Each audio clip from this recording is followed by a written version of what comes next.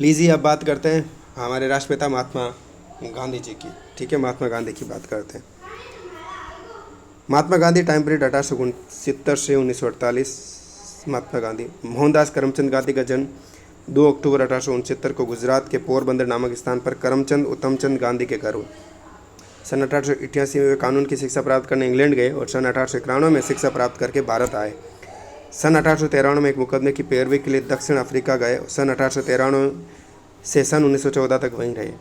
उन्होंने वहाँ गोरी सरकार की नस्ली भेदभाव की नीति के विरोध में सत्य व अहिंसा आधारित नीति अपनाई, जिसने उन्होंने सत्याग्रह नाम दिया। यद्यपि उन्हें अपने उद्देश्य में पूर्ण सफलता नहीं मिली, पर किंतु जितनी सफलता मिली वो उत्साहवर्धक और सराहनीय थी। सन 1914 में गांधी दक्षिण अफ्रीका से एक महान भारतीय विजेता के रूप में भारत आए। यहाँ उन्होंने चंपारण, अहमदाबाद, खेड़ा में सत्याग्रह द्वारा विभिन्न आंदोलन चलाए। गांधी जी प्रारंभ में सन 1918 तक ब्रिटिश सरकार के सहयोगी थे, इसलिए अंग्रेज सरकार ने ये प्रथम महायुद्ध में सहयोग के कारण उन्हें कैसर हिंद की उपाधि दी थी। कैसर हिंद की उपाधि किसने दी थी? अंग्रेजों ने दी थी कैसर हिंद की उपाधि। ठीक है ना।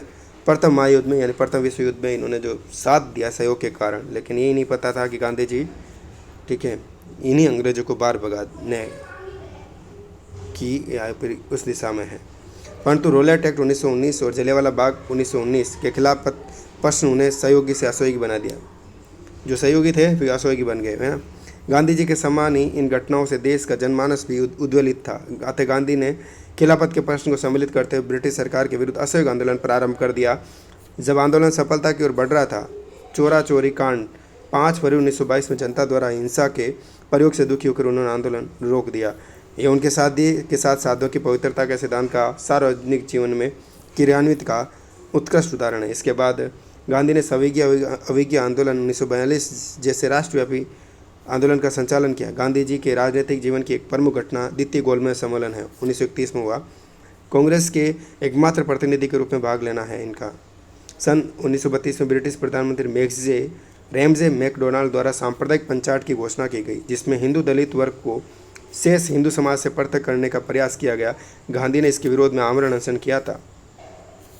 गांधी जी ने सार्वजनिक जीवन में रचनात्मक कार्यक्रमों को महत्वपूर्ण स्थान दिया। इनके रचनात्मक कार्यक्रम थे सांप्रदायिक एकता, अस्पृश्यता निवारण, नशाबंदी, हिंदी का प्रचार, स्वदेशी खादी का प्रचार, ग्राम सुधार, बुनियादी शिक्षा, स्त्री उद्धार आदि सम्मिलित थे। यद्यपि 1934 में ही गांधी जी ने कांग्रेस की सदस्यता को स्थायी रूप से त्याग दिया था, 1934 में, किंतु तब भी कांग्रेस का नेतृत्व उन्हीं के द्वारा संचालित था। हिंद स्वराज एवं उनकी आत्मकथा सत्य के साथ मेरे प्रयोग। हिंद स्वराज कौन सी? हिंद स्वराज किसकी है? गांधी की है। हिंद स्वराज की है, ठीक है ना। हिंद स्वराज गांधी की है। सत्य के साथ मेरे प्रयोग गांधी की बुक है। उनकी सर्वाधिक प्रसिद्ध पुस्तक है। उन्होंने अनेक विषयों पर लघु पुस्तिकाएं भी लिखी। वे कुशल पत्रकार थे। उन्होंने इंडियन ओपिनियन, यंग इंडिया, हरिजन, नवजीवन का संपादन किया। यंग इंडिया का संपादन किया, याद रखना। नवजीवन का भी, हरिजन का भी। उनमें समय समय पर अनेक लेख लिखे। उनके लेखों, भाषणों आदि को भारत सरकार के प्रकाशन विभाग ने संपूर्ण गांधी वाङ्मय के रूप में प्रकाशित किया। गांधी जी के चिंतन से प्रभावित होने वाले कार्य की बात करें तो गांधी जी को नैतिकतापूर्ण जीवन की प्रेरणा और सर्वधर्म समभाव के संस्कार अपने परिवार से ही प्राप्त हुए। गांधी के हृदय पर पितृभक्त श्रवण कुमार और सत्यवादी राजा हरिश्चंद्र की कथाओं का भी गहन प्रभाव था। विभिन्न धर्मों और उनके ग्रंथ का भी उनके व्यक्तित्व पर स्पष्ट प्रभाव दिखाई देता है। वे महाभारत के असत्य पर सत्य की विजय, गीता के निष्काम कर्मयोग, जैन बौद्ध धर्म की सत्य और अहिंसा से विशेष प्रभावित थे। जहाँ वे बाइबल के ईसा के प्रवचन से प्रभावित थे, तो वहीं हज़रत मोहम्मद के चरित्र के सादगी और इस्लाम के भाईचारे के प्रति आकर्षित थे। कुछ दार्शनिक और विचारकों ने भी उनके विचारों को आकार देने में महत्वपूर्ण भूमिका निभाई। इसमें पाश्चात्य चिंतक है रस्किन और दार्शनिक अराजकतावादी लियो टॉल्स्टॉय, रस्किन और टॉल्स्टॉय और हेनरी डेविड थोरो प्रमुख है। तत्कालीन भारत में चल रहे समाज एवं धर्म सुधार आंदोलनों चिंतकों से भी वे प्रभावित थे, यथा स्वामी रामकृष्ण परमहंस, स्वामी विवेकानंद। तत्कालीन भारत की सामाजिक आर्थिक परिस्थितियों से प्रभावित होकर ही उन्होंने रचनात्मक कार्यक्रम अपनाया। तत्कालीन राष्ट्रीय आंदोलन के 2 प्रमुख नेता गोखले और तिलक का उनके आंदोलन और राजनीति पर स्पष्ट प्रभाव दिखाई देता है। जहाँ जन आंदोलन का महत्व उन्होंने तिलक से सीखा, तो वहीं राजनीति के आध्यात्मिकरण की प्रेरणा उन्होंने गोखले से प्राप्त की।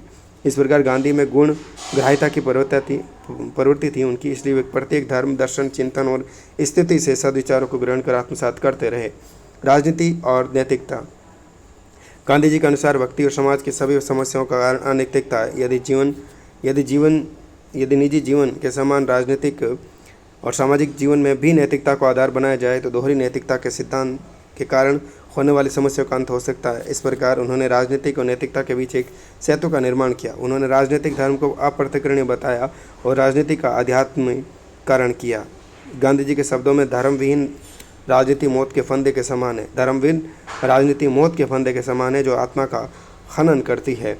नैतिकता के मार्ग पर चलने के लिए उन्होंने साध्यों के साथ और साधनों की पवित्रता का अनिवार्य माना। यानी साध्य जो हमारे पास है क्या है, साध्य लक्ष्य होगा, लेकिन साधन भी उसमें पवित्र होना चाहिए, यानी सही होना चाहिए। गांधी के अनुसार साधन की तुलना बीज से तथा साध्य की तुलना वृक्ष से की जा सकती है। जैसा बीज डालेंगे वैसा ही वृक्ष उगेगा। उन्होंने न केवल इस सिद्धांत प्रतिपादन किया वरन इसे राष्ट्रीय आंदोलन में क्रियान्वित भी करके दिखाया। 1922 में जब गोरखपुर जिले में चौरा चौरी स्थान पर भीड़ ने थाने को आग लगा दी, गांधी ने अनेक नेताओं के विरोध के उपरांत भी असहयोग आंदोलन को वापस ले लिया। सत्य और अहिंसा की बात करें, गांधी ने सत्य को ही ईश्वर माना और मानव जीवन में सत्य का विशिष्ट महत्व है। इसलिए मानव को सत्य के मार्ग पर चलना चाहिए। सत्य को आधार बनाकर एक आदर्श सामाजिक और राजनीतिक व्यवस्था की स्थापना की हो सकती है। उनके लिए सत्य और अहिंसा एक ही सिक्के के दो पहलू हैं। एक के बिना दूसरे की कल्पना संभव नहीं है।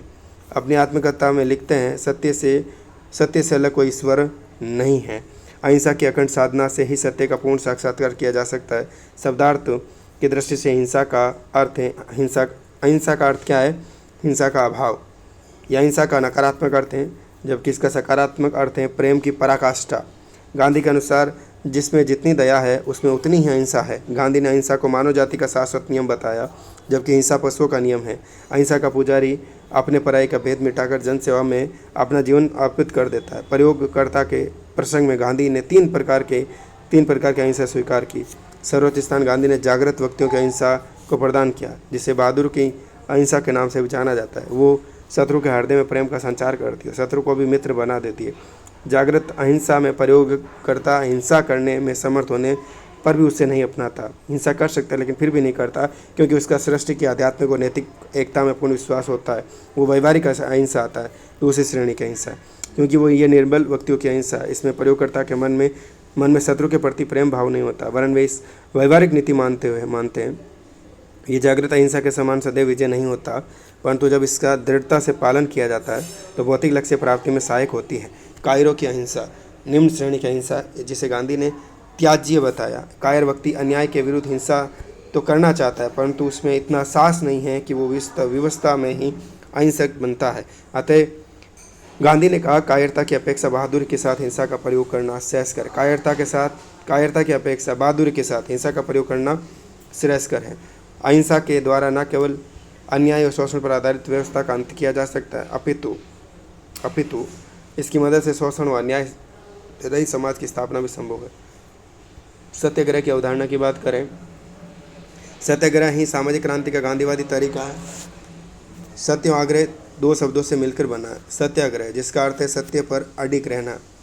सत्यमेव जयते के अनुसार सत्याग्रही कभी पराजित नहीं होता। सत्याग्रही विरोधी को नहीं वरन स्वयं को पीड़ा देकर विरोधी के मन को परिवर्तित करने का प्रयास करता है। गांधी जी के अनुसार असहयोग, सविनय अवज्ञा, हिजरत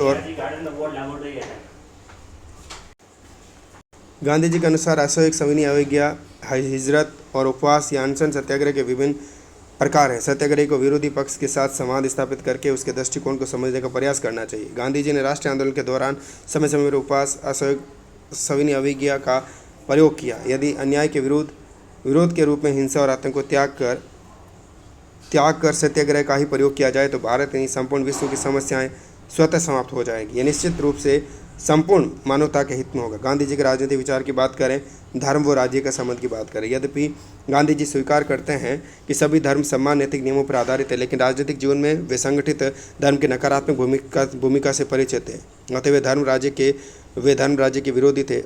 वे राजनीतिक आध्यात्मिकरण के समर्थक थे। राज्य को किसी विशिष्ट धर्म के स्थान पर सभी धर्मों के प्रति समान आस्था रखनी चाहिए।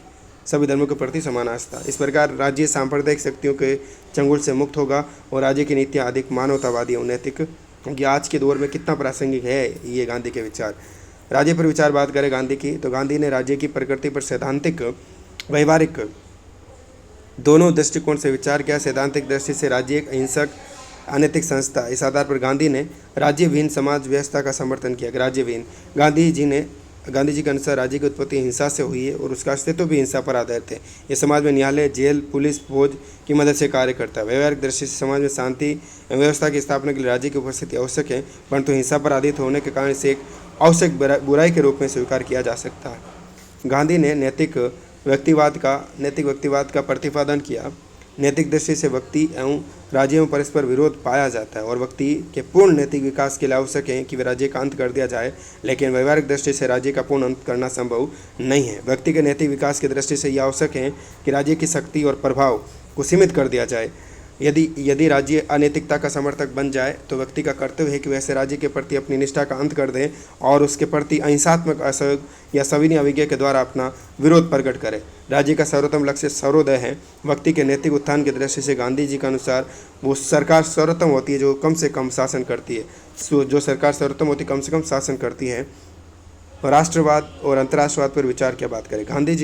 गांधी जी भारत की सांस्कृतिक, जाति और भाषाई विभिन्नता के पश्चात भी उसकी एक पूर्ण राष्ट्रीय राज्य के रूप में पहचान बनाना चाहते थे। गांधी जी ने अंतर्राष्ट्रवाद का समर्थन करते हुए राष्ट्रवाद को इसका विरोधी नहीं माना और दोनों में समन्वय स्थापित करने का प्रयास किया। गांधी जी के अनुसार अंतर्राष्ट्रीय समुदाय राष्ट्रीय समुदाय का ही विकसित रूप है, इसलिए अंतर्राष्ट्रवादी होने की पूरी शर्त राष्ट्रवादी होना है।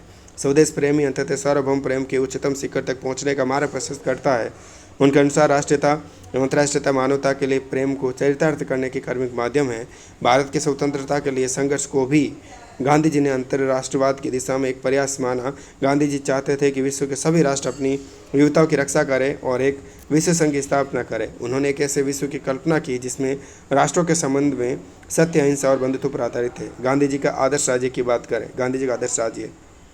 गांधी जी दार्शनिक अराजकतावादी अतः वे आदर्श स्थित यानी राज्यविहीन समाज को मानते हैं, परंतु ये लक्ष्य प्राप्त करना असंभव होने के कारण उन्होंने इसे केवल एक आदर्श रूप में ही स्वीकार किया। उन्होंने एक ऐसा उप आदर्श हमारे सम्मुख प्रस्तुत किया जिसे प्राप्त करना संभव है, जो मूलतः अहिंसा पर आधारित है। गांधी जी विकेंद्रित ग्राम स्वराज कहते हैं और इस लक्ष्य को भी कार्मिक सुधारों और लोगों के दृष्टिकोण में मौलिक परिवर्तन लाकर ही प्राप्त किया जा सकता है। राज्य की सत्ता सभी के रूप में होगी। सेना, पुलिस, न्यायालय, जेल आदि का प्रयोग जनता में शासक वर्ग का आतंक फैलाने के लिए नहीं, वरन समाज विरोधी तत्वों को नियंत्रित करने के लिए होगा। ये सही अर्थों में जनता का शासन होगा, जिसे गांधी जी ने सच्चा लोकतंत्र कहा है। इस राज्य में ग्राम पंचायत का चुनाव प्रत्यक्ष रूप से ग्रामवासियों द्वारा वश मताधिकार के आधार पर किया जाएगा। ग्राम पंचायतें जिला स्तर के प्रशासन का, जिला स्तर के प्रतिनिधि प्रांत प्रशासन का और प्रांतीय प्रशासन के प्रतिनिधि राष्ट्रीय प्रशासन के प्रतिनिधि को चुनेंगे। इस प्रकार सत्ता का प्रवाह नीचे से ऊपर की ओर होगा। आदर्श राज्य की स्थापना के लिए समयबद्ध कार्यक्रम की आवश्यकता थी, अतः तात्कालिक सुधारवादी आदर्श के रूप में उन्होंने अहिंसक लोकतंत्र की परिकल्पना की। अहिंसक लोकतंत्र की धारणा एक ऐसी स्थिति पर बल देती है जिसमें राज्य के विद्यमान ढांचे संसदीय लोकतंत्र को स्थापित रखते हुए उसके स्वरूप और उद्देश्य में क्रांतिकारी परिवर्तन कर दिए जाएंगे। अहिंसक लोकतंत्र में सत्ता का विकेंद्रीकरण होगा, सत्य, अहिंसा और शासन के निर्देशक सूत्र होंगे। अहिंसक लोकतंत्र में बल प्रयोग को न्यूनतम करने का प्रयत्न किया जाएगा। पुलिस और सेना की भूमिका का रूपांतरण हो जाएगा। पुलिस और सेना जनता के सेवक के रूप में कार्य करेंगे। उन्हें अहिंसक आचरण के लिए प्रशिक्षित किया जाएगा। अहिंसक लोकतंत्र का लक्ष्य सर्वोदय यानी अर्थात सबका कल्याण होगा। गांधी जी के आर्थिक विचारों की बात करें। गांधी जी के संपूर्ण आर्थिक चिंतन का आधार उनकी नैतिक मान्यताएं हैं, जिसके केंद्र में मानव नीत है या मानव हित है। इसलिए गांधी जी अपने आर्थिक विचारों को मानवीय अर्थशास्त्र कहना पसंद करते हैं। गांधी जी के अनुसार अर्थशास्त्र व्यक्ति और समाज के हित के लिए, इसलिए अर्थशास्त्र पर नीतिशास्त्र का नियंत्रण होना ही चाहिए। गांधी जी ने आर्थिक समानता की प्राप्ति के लिए हिंसक साधनों की निंदा की है। आर्थिक न्याय का अर्थ है समाज प्रत्येक व्यक्ति की अनिवार्य आवश्यकताओं की पूर्ति करे, परंतु गांधी जी के अनुसार इसके लिए ये भी आवश्यक है कि अपनी आर्थिक आवश्यकताओं को सीमित रखा जाए, अपरिग्रह व्यवस्था का पालन किया जाए। गांधी ने नैतिक एवं आर्थिक आधार पर मशीनीकरण के विचार का गंभीर विरोध किया। गांधी जी के अनुसार मशीनों ने मानव श्रम का स्थान ले लिया है, जिसके कारण श्रमिकों में बेरोजगारी बढ़ी और मानव मशीनों का दास हो गया है। कालांतर में गांधी जी की मशीनों के प्रति नीति में परिवर्तन आया है। उन्होंने मानवतावादी आधार पर मशीनों का प्रयोग उचित बताया है। गांधी जी ने मानव के कष्टप्रद कार्यों का बोझ कम करने के लिए मशीनों का प्रयोग उचित माना है। इसी प्रकार दैनिक उपयोगिता के आधार पर छोटी मशीनों के उपयोग को उचित माना है, जैसे सिलाई की मशीन, घड़ी आदि वगैरह। गांधी जी ने औद्योगिकरण को असमानता, अन्याय और शोषण के लिए उत्तरदायी माना। औद्योगिकरण एक ऐसी विकट सभ्यता संस्कृति को जन्म देता है जिससे मानव मूल्य की अपेक्षा और धन की पूजा की जाती है। इससे नगरीकरण में वृद्धि होती है और पर्यावरण प्रदूषित होता है और अनेक सामाजिक अपराधों को जन्म होता है। स्वदेशी की भावना विकेंद्रीकरण की अनिवार्य शर्त है। स्थानीय उत्पादन और स्थानीय उपभोग पर आधारित विकेंद्रीकृत ढांचा स्वदेशी के प्रति प्रेम की भावना पर ही खड़ा हो सकता है। गांधी जी ने चरखा और खादी को स्वदेशी पर आधारित अर्थशास्त्र के प्रभावशाली प्रतीक बताए। गांधी जी की स्वदेशी की अवधारणा संकीर्ण नहीं है, क्योंकि स्वदेशी का अर्थ विदेशी से ग्रहण करना नहीं। उनके अनुसार जिस वस्तु का स्वदेश में उत्पादन नहीं होता उसे विदेश से आयात करने में स्वदेश की अवधारणा का उल्लंघन नहीं होता। स्वदेशी का लक्ष्य राष्ट्रीय स्तर पर स्वावलंबी और राष्ट्रीय अर्थव्यवस्था के लक्ष्य को प्राप्त करना है। गांधी जी ने कायिक श्रम सिद्धांत का प्रतिपादन किया। इस सिद्धांत के अनुसार प्रत्येक व्यक्ति को अपनी जीविका का उपार्जन शारीरिक श्रम द्वारा ही करना चाहिए। इससे अनेक आर्थिक समस्याओं का स्वतः ही समाधान हो जाएगा।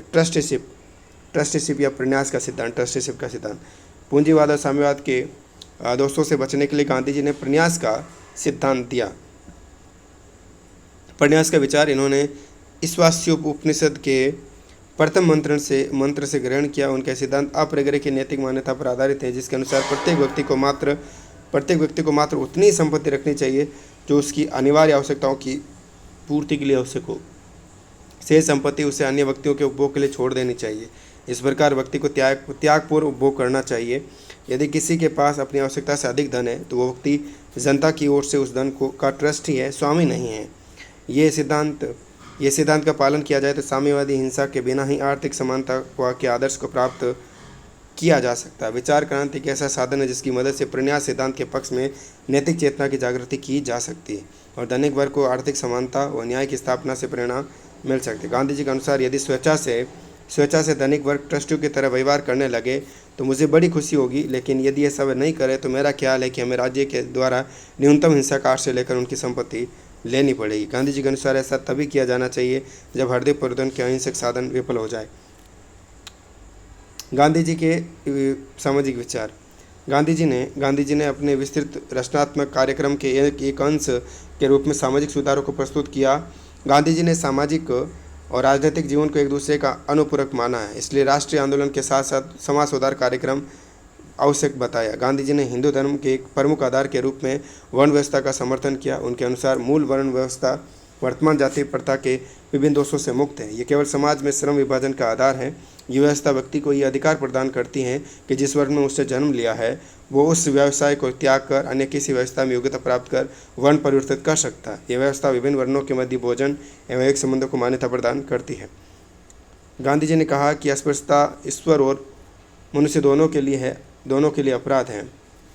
इसका हिंदू शास्त्रों में कोई समर्थन नहीं है। अतः गांधी ने अस्पृश्यता के अंत में सार्वजनिक जीवन में अनेक प्रयास किए और उन्हें सफलता भी मिली। गांधी ने अस्पृश्यता को राष्ट्र की प्रगति के मार्ग में सबसे बड़ा बाधा माना। उनके अनुसार ये सवर्णों द्वारा किया गया राष्ट्रीय अपराध है। यदि अतीत में किसी कारण से ये प्रथा प्रारंभ हो गई तो आज हम इसका समर्थन नहीं कर सकते। गांधी ने सांप्रदायिक पंचायत मैकडोनाल्ड अवार्ड 1932 की आड़ में हरिजनों को शेष हिंदू समाज से पृथक करने के लिए ब्रिटिश प्रयत्नों का विरोध करते हुए आमरण अनशन किया और संपूर्ण हिंदू समाज की एकता को बनाए रखने के लिए पूना पैक्ट को स्वीकार किया। उन्होंने हरिजन सेवक संघ की स्थापना की, हरिजन सेवक संघ, और हरिजन नामक पत्र का प्रकाशन हरिजनों के उत्थान के लिए किया। आधुनिक भारत में स्त्री उत्थान के क्षेत्र में राजा राममोहन राय और स्वामी दयानंद द्वारा किए गए कार्यों को गांधी जी ने नई दिशा प्रदान की। गांधी जी के प्रयत्नों से प्रथम बार भारत की महिलाओं ने राष्ट्रीय आंदोलन में बड़ी संख्या में भाग लिया और इस प्रकार सार्वजनिक जीवन में महिलाओं की सहभागिता प्रारंभ हुई। गांधी जी ने पर्दा प्रथा, देवदासी प्रथा, बहुविवाह, बाल विवाह और दहेज प्रथा का विरोध किया। उन्होंने स्त्री शिक्षा और स्त्रियों के कानूनी अधिकारों का समर्थन किया। उन्होंने स्त्री उत्थान के क्षेत्र में पुरुषों की भूमिका को महत्वपूर्ण माना। गांधी जी ने सांप्रदायिक एकता और सद्भाव को सार्वजनिक जीवन का प्रमुख लक्ष्य घोषित किया। इसलिए उन्होंने ब्रिटिश शासन की हिंदू मुस्लिम एकता में फूट डालने की नीति का विरोध किया। गांधी जी ने मुस्लिम लीग और कांग्रेस के मध्य हुए लखनऊ समझौता यानी 1916 का समर्थन किया। यद्यपि गांधी जी ने मुस्लिम लीग की भारत विभाजन की मांग का पूर्ण विरोध किया, परंतु अंततः उन्हें इस मांग को स्वीकार करना पड़ा। गांधी जी के सर्वधर्म सद्भाव और सांप्रदायिक एकता के आदर्श को संविधान में स्थान दिया गया, किंतु व्यवहार में उनके आदर्श को आज भी पूरी तरह से प्राप्त करना संभव नहीं हो सका। ये थे गांधी। शिक्षा संबंधी विचार की बात करें, गांधी ने व्यक्ति और समाज दोनों की दृष्टि से शिक्षा की समस्या पर विचार किया। गांधी जी शिक्षा को अहिंसक क्रांति का साधन मानते थे। गांधी जी ने भारत पर अंग्रेजों द्वारा लादी गई शिक्षा पद्धति को भारतीयों के लिए हानिकारक बताया। और इससे पूर्ण असहमति प्रकट की। उन्होंने कहा कि विशुद्ध भारतीय शिक्षा पद्धति की स्थापना की जानी चाहिए। गांधी जी के अनुसार सच्ची शिक्षा व्यक्ति को समाज से जोड़ती है और उससे साधारण जनता की सेवा की प्रेरणा देती है। उनके अनुसार अध्यापक केवल एक ऐसे व्यक्ति को ही बनना चाहिए जो शिक्षा के प्रति समर्पित है। गांधी जी ने संपूर्ण शिक्षा योजना को दो भागों में विभाजित किया, बुनियादी शिक्षा और उच्च शिक्षा। गांधी जी ने बुनियादी शिक्षा को पुनः दो भागों में बांटा, प्राथमिक शिक्षा और माध्यमिक शिक्षा। प्राथमिक शिक्षा सभी बच्चों के लिए अनिवार्य होनी चाहिए, जो निःशुल्क हो, शारीरिक श्रम और बुनियादी दस्तकारी के आधार पर दी जानी चाहिए। हिंदी प्रांतों में हिंदी की शिक्षा दी जानी चाहिए, जिससे राष्ट्रीय एकता मजबूत हो, सांप्रदायिक जातिवाद, उग्रवाद की एवं उग्र राष्ट्रवाद की भावना का विकास न हो। उच्च शिक्षा के विद्यार्थियों को स्वयं ही कुछ ऐसा काम भी करना चाहिए जिससे धन प्राप्ति हो। इस तरह स्कूल और कॉलेज स्वावलंबी बन सकें। राज्य को विभिन्न कॉलेजों और विश्वविद्यालयों का खर्चा नहीं उठाना चाहिए। कि शिक्षा के प्रचार के लिए निजी प्रयत्नों को प्रोत्साहन देना चाहिए। उस शिक्षा भी अंग्रेजी माध्यम से नहीं वरन प्रांतीय भाषा में ही दी जानी चाहिए। इस प्रकार गांधी जी की शिक्षा योजना व्यक्ति के सर्वांगीण विकास के साथ साथ समाज एवं राष्ट्र की आवश्यकता को पूर्ण करने में भी सहायक है। यह राष्ट्रीय एकता को प्राप्त करने का साधन है एवं बेरोजगारी की समस्या का हल भी प्रस्तुत करता है या करती है। गांधी जी के विचारों की बात करें, गांधी एक ऐसे चिंतक हैं जिन्होंने विश्व के सम्मुख मार्क्सवाद और पूंजीवाद का विकल्प प्रस्तुत किया। उनके अहिंसक राजनीतिक विचारों ने आतंकवाद और हिंसा से पीड़ित विश्व को मार्ग दिखाया। गांधी जी का दर्शन राजनीतिक चिंतन का एक विलक्षण प्रयोग है। आध्यात्मिक प्रेरणा और सांसारिक तत्वों के विलक्षण समन्वय के द्वारा गांधी ने राजनीतिक दर्शन को एक नवीन आयाम प्रदान किया। यद्यपि गांधी जी ने किसी नवीन विचारधारा के परिवर्तन का दावा नहीं किया, तथापि उन्होंने राजनीतिक, सामाजिक और आर्थिक प्रश्नों पर विचार के लिए एक नवीन और मौलिक दृष्टि प्रदान की। गांधी के चिंतन में विचार और कर्म का अद्भुत समन्वय है। वे ऐसे चिंतक हैं जिन्होंने अपने विचारों और आदर्शों का अद्भुत समन्वय किया। वे ऐसे चिंतक हैं जिन्होंने अपने विचारों और आदर्शों को व्यवहार के स्तर पर उतारने का पूरा प्रयत्न किया और एक व्यापक सीमा तक सफलता भी प्राप्त की। इस प्रकार गांधी एक आदर्शवादी ही नहीं अपितु तो एक व्यवहारिक आदर्शवादी हैं। आधुनिक जीवन में सत्य की महत्ता, अहिंसक साधनों की प्रयुक्ति आदि के प्रति उनके आग्रह, मशीनों, औद्योगिकरण के विरोध और विकेंद्रीकरण अर्थव्यवस्था के उनके सुझाव आलोचकों को अव्यवहारिक या समय से पिछड़े हुए लग सकते हैं, किंतु उन्होंने स्वयं अपने विचारों को मताग्रही दृष्टिकोण से मुक्त करके उन्हें यथासंभव व्यवहारिक बनाने का प्रयत्न किया। इन आलोचनाओं को एक सीमा तक असंगत बना दिया गया। वर्ण व्यवस्था के समर्थन के प्रति उन्होंने आग्रह की आलोचना ये कहकर कर दी कि इसके माध्यम से हिंदू समाज में शूद्र वर्ण के प्रति शताब्दी से किए जा रहे अन्याय को जारी रखने का समर्थन करते हैं तथा समाज में शूद्र की हीन स्थिति का प्रतिपादन करते हैं, किंतु आलोचना तथ्यपूर्ण नहीं लगती है। गांधी जी ने शरीर श्रम की अनिवार्यता के माध्यम से समाज में शूद्र वर्ण की हीन स्थिति का समाधान किया। इस प्रकार उन्होंने व्यवस्था में संशोधन किया और प्रत्येक वर्ण के सदस्य शूद्र वर्ण के लिए प्रस्तावित कार्य तो कर को संपन्न करेंगे। इस प्रकार सब व्यक्ति अन्य किसी भी वर्ण का सदस्य होने के साथ साथ शूद्र तो होंगे ही। इस सुझाव का व्यवहारिक अर्थ ये होगा कि एक पृथक वर्ण के रूप में शूद्र वर्ण का अस्तित्व ही नहीं रहेगा और वर्ण व्यवस्था में गांधी जी द्वारा प्रस्तावित संशोधन के प्रकाश में उन पर लगाया गया ये आरोप उचित नहीं लगता कि वे वर्ण व्यवस्था के माध्यम से शूद्रों को हिंतर स्थिति को बनाए रखने का समर्थन करते हैं। अन्य सामाजिक प्रश्नों जैसे समानता, स्त्रियों की स्थिति, सत्य प्रथा, अस्पृश्यता निवारण आदि पर भी गांधी जी के विचार प्रगतिशील हैं। वे एक उभयनिष्ठ और समतामय समाज की स्थापना का आदर प्रस्तुत करते हैं। ठीक है। गांधी जी आधुनिक भारत के जननायक, राष्ट्रीय आंदोलन के महान नेता, समाज सुधारक, राजनीतिक चिंतक, लेखक और पत्रकार थे। गांधी जी ने सत्य, अहिंसा जैसे सिद्धांतों को सार्वजनिक जीवन और राजनीतिक आंदोलन का आधार बनाकर भारत ही नहीं वरन संपूर्ण विश्व को नया मार्ग दिखाया। वस्तुतः गांधी जी केवल राजनीतिक विचारक ही नहीं वरन सच्चे कर्मयोगी थे, इसलिए उन्हें लोग प्यार से बापू कहते हैं और विश्व कवि रविंद्रनाथ टैगोर ने उन्हें महात्मा के नाम से संबोधित किया। तब संपूर्ण विश्व ही उन्हें महात्मा कहने लगे। उन्हें राष्ट्रपिता की संज्ञा दी गई। प्रसिद्ध अमेरिकी अश्वेत नेता मार्टिन लूथर किंग ने स्वयं गांधी जी का अनुयायी स्वीकार किया। Martin Luther. गांधीवाद की प्रासंगिकता और महत्व की बात करें, गांधी ने भारत के राष्ट्रीय आंदोलन का नेतृत्व करके देश में अभूतपूर्व राजनीतिक चेतना उत्पन्न की। संसार की पीड़ित मानवता को विरोध करने के लिए अहिंसा का महत्वपूर्ण स्तर प्रदान किया। युद्ध और आतंक की आग से झुलसते विश्व की समस्या के निराकरण के लिए उनके द्वारा सुझाया गया शांति का मार्ग अनुकरणीय है। गांधी जी की बुनियादी शिक्षा में निहित दस्तकारी की शिक्षा ही बेरोजगारी की समस्या का समाधान है। आत्मनिर्भर विद्यालय और कॉलेज की उपयोगिता भी सर्वविदित है। भारतीय संविधान में मौलिक अधिकार और उनके नीति निर्देशक तत्वों पर गांधी के विचारों का स्पष्ट प्रभाव दिखाई देता है। सामाजिक समानता, अस्पृश्यता का अंत, धार्मिक धार्मिक अधिकार, मद्य निषेध, सत्ता का विकेंद्रीकरण गांधी जी के विचारों से प्रभावित है। विनोबा भावे, जयप्रकाश नारायण द्वारा चलाए गए सर्वोदय आंदोलन भी गांधी चिंतन पर आधारित है। हमारे देश में बढ़ती हुई सांप्रदायिक प्रवृत्तियों को प्रभावहीन करने में गांधी जी की धर्म की उदार व्याख्या और सर्वधर्म सद्भाव की अवधारणा उपयोगी सिद्ध हो सकती है। इस प्रकार भारतीय राजनीति के लिए गांधी चिंतन व्यवहारिक आदर्श एवं कार्य पद्धति को प्रस्तुत करता है। आधुनिक मानव सभ्यता के नकारात्मक पहलू, उपभोक्तावादी जीवन, आर्थिक शोषण, शस्त्रीकरण, आतंकवाद, धार्मिक कट्टरता, युद्ध आदि का समाधान हमें गांधी के विचारों में दिखाई देता है। उनके विचार सार्वभौम मानव मूल्यों पर आधारित हैं। उनमें वैचारिक क्रांति का संदेश है। गांधी जी के प्रभाव के कारण ही भारत में पंचायत राज, लोकतांत्रिक विकेंद्रीकरण के आदर्श को अपनाया जा सका। यद्यपि ये कोई नवीन और मौलिक विचारधारा नहीं है, परंतु ये मानव सभ्यता और संस्कृति की समस्याओं को हल करने के लिए एक विश्वसनीय उपाय अवश्य है। गांधी जी अपने विशिष्ट राजनीतिक योगदान के कारण ही संतों में राजनीतिज्ञ, राजनीतिज्ञों में संत कहलाते हैं। संतों में राजनीतिज्ञ और राजनीतिज्ञों में संत कहलाते हैं। जवाहरलाल नेहरू के अनुसार गांधी ने भारत में अत्यधिक महत्वपूर्ण क्रांतिकारी भूमिका निभाई, क्योंकि वस्तुगत स्थितियों का सर्वोत्तम उपयोग करना जानते थे और आम जनता से उनका तादात्म्य था। ये थे हमारे बापू महात्मा गांधी।